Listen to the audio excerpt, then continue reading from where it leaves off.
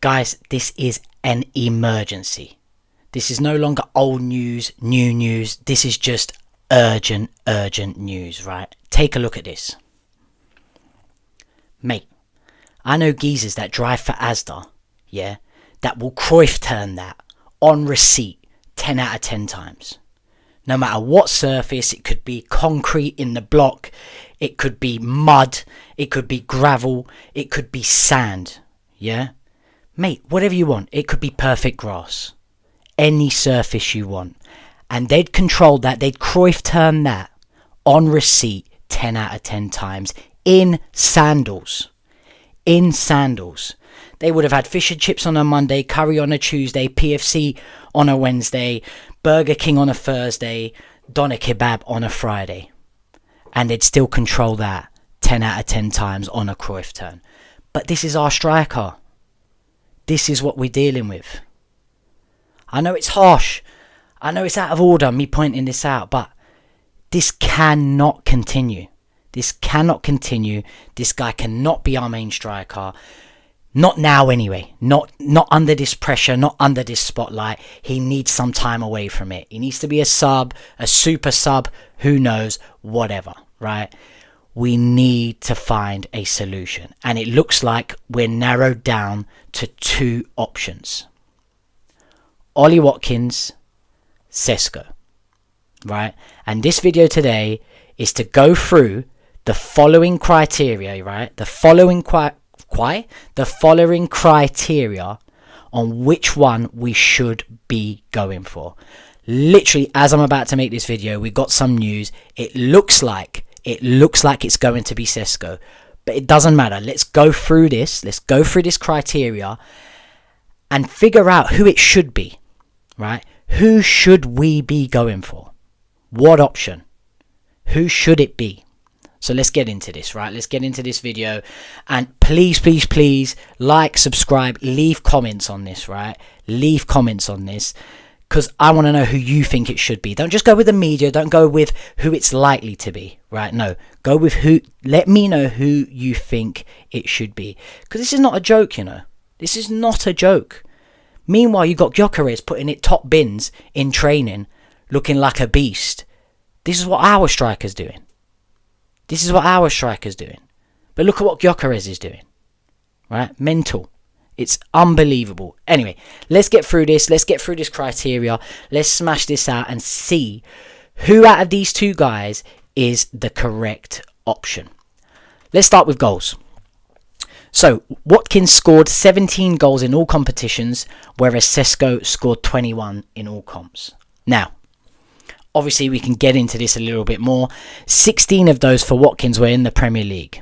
That's all that matters to me, what they scored in their respective leagues, because that's all we're in next year. We're not in Europe, we're only in the Premier League. Yes, there's cup games and things like that, but all I care is what did you do in the league, and Watkins scored 16 Premier League goals. Labosh, spot on.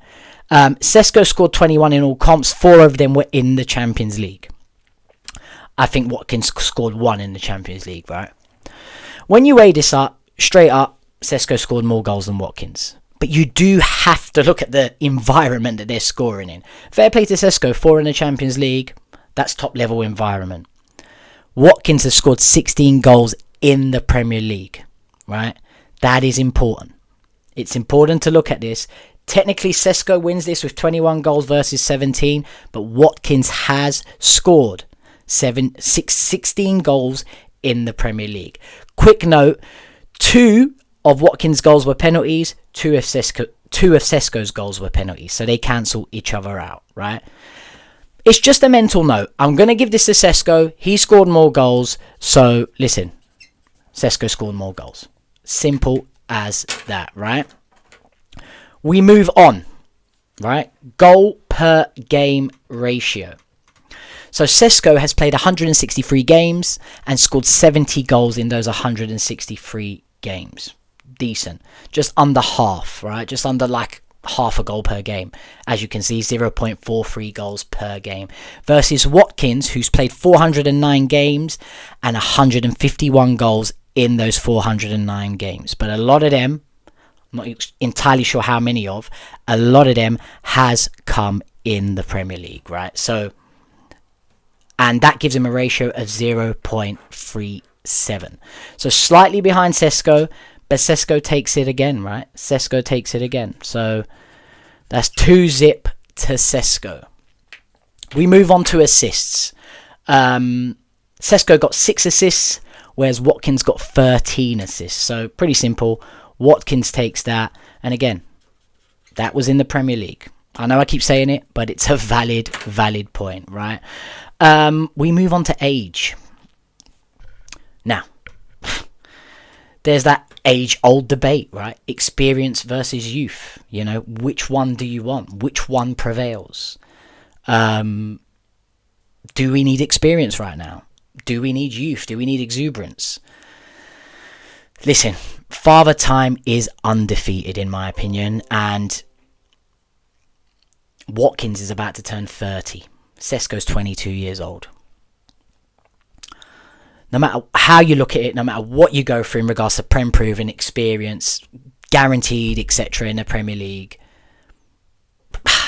I just can't help but think Watkins 30 years old, gonna be 30 years old. Father Time catches up with everyone, and you don't know when that is. You don't know how well someone's looked after themselves.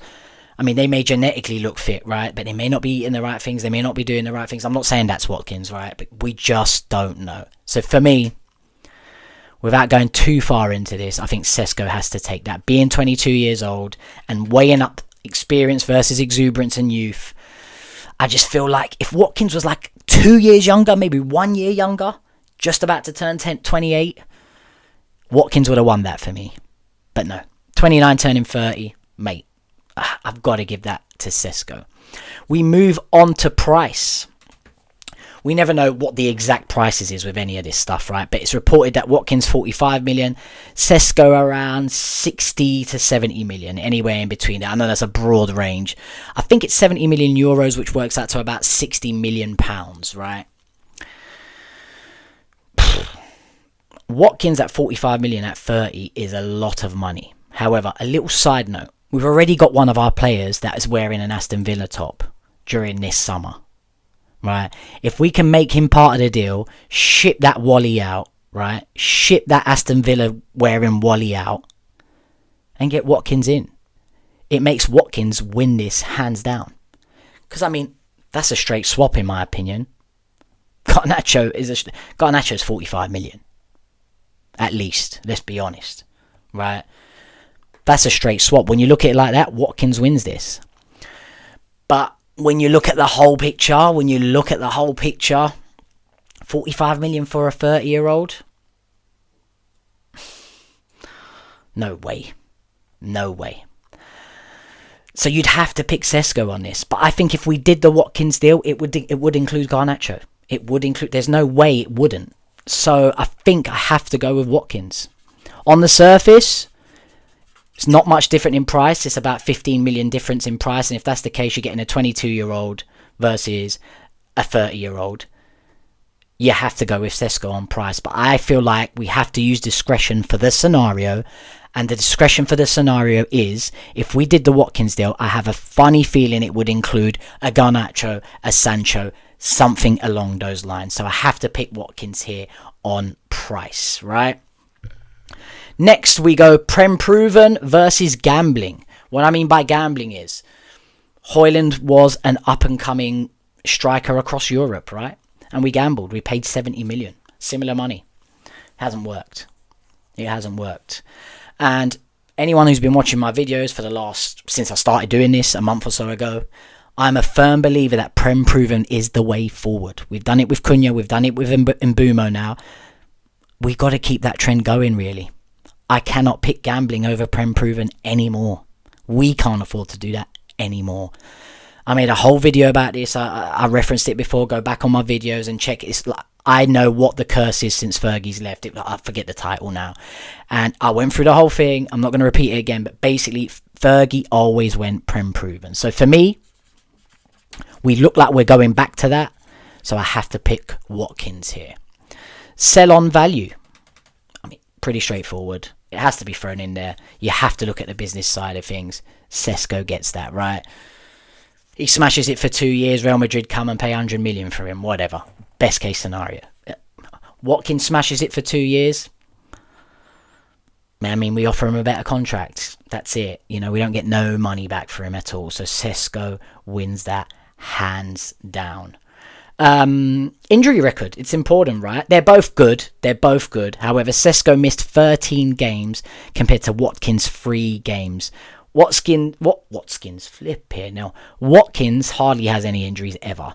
Where Sesko's got a few torn muscle thigh injuries, and it's been a bit reoccurring, the muscle, the thigh, and he's missed 13 games. So Watkins wins that one. Sesko has been injured more than Watkins.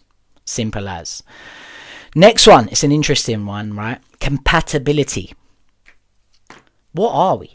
I don't know what type of team we are anymore. Are we a possession team? Are we still a counter-attacking team? Do we cross the ball into the box? Do we just pass it around and play it into the box? Do we play through the lines? We have no style. We have no style anymore. So it's very difficult to figure out which striker suits our style.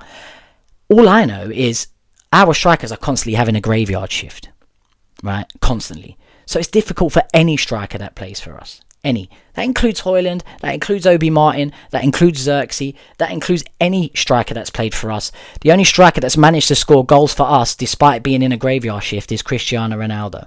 Yeah? Because he's the GOAT. That's why, right? But everyone else has been struggling. It's been a graveyard shift for them. So it's a tough one. If we are a counter-attacking team, which I feel like, if anything, that's what we've shown that we are, you have to go with Watkins. Because he's got the pace, he links up play well, he gets in behind. You got to go with Watkins. But when you look at Amorim and the fact that he had Gyökeres, that big number 9, traditional number 9, can head the ball, can pick the ball up, is powerful, you have to go Sesko. You have to go Sesko. I can't answer it right now because I don't know what we are. And it annoys me that I still don't know what we are. We seem to have this problem. Managers come to us. They have a style of play. Ten Hag, Amorim now. And they cannot implement it. Amorim, granted, hasn't got his players yet. He now does. And maybe he does implement it. Which I guess leads to my answer. I think compatibility, it has to be Sesko. I think that suits Amorim's style of play when you look at the striker that he had before, Gyökeres. And the fact that Arsenal were going for Sesko or Gyökeres, which shows they're similar in styles. Compatibility has to go to Sesko. You know, Sesko's a strong, pressing aerial threat, runs into space. Watkins, again, link up his pressing work, and he's flexible across. I mean, he could play the number 10 role. He can play on the right. He can play on the left. He can play striker. It's a tough one, but Sesko wins that for me. So let's add this up quickly. That's 1, 2, 3, 4, 5 for Sesko. 1, 2, 3, 4 for Watkins.